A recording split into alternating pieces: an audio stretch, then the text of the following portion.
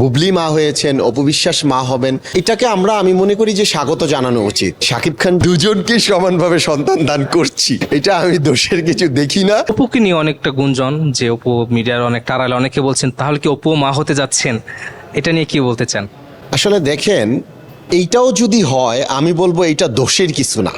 এটাও যদি হয় যে অপু বিশ্বাস উনি যদি, আপনারা যে কথাটা বললেন যে উনি মা হচ্ছেন কিনা, এটা যে অন্তরালে উনি গোপনে আছেন, এটাও যদি হয়, এটা আমি দোষের কিছু বলবো না। বুবলি মা হয়েছেন, অপু বিশ্বাস মা হবেন, এটাকে আমি মনে করি যে স্বাগত জানানো উচিত। কারণ শাকিব খান উনি তো বিয়ে করেছেন, দুইজনই ওনার স্ত্রী। এখন মাঝখানে আমরা জানি যে দুইজনের সাথে ওনার সেপারেশন হয়েছে।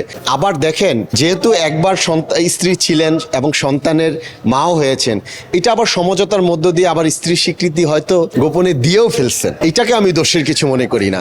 আমি মনে করি উনি অপু বিশ্বাস যদি আপনার কথা অনুযায়ী যদি উনি মা হয়ে থাকেন, তাহলে এটাকে আমি অভিনন্দন জানাবো। মার্কেট যাই তো, আপনার মুখ থেকেই তো কথাটা আসার পর আমি কথাটা বললাম, কারণ প্রশ্নটা তো আর আমি করিনি। তো সেই জায়গা থেকে বলবো, শাকিব খান যদি দুটি পরিবার কি সুন্দরভাবে রেখে এবং সন্তানদেরকে সুন্দরভাবে লালন পালন করতে পারে, এটাও কিন্তু আমি মনে করি যে উনি একটা আইডল হয়ে যাবে, যে না, আমি দুটো সংসারকেই সমানভাবে রাখছি, দুজনকেই সমানভাবে সন্তান দান করছি, এটা আমি দোষের কিছু দেখি না। এবং আমার কাছে মনে হয় এটা যদি হয়, এটাও আমি মনে করি যে দেশবাসী জনাব শাকিব খানকে অভিনন্দন জানাবে।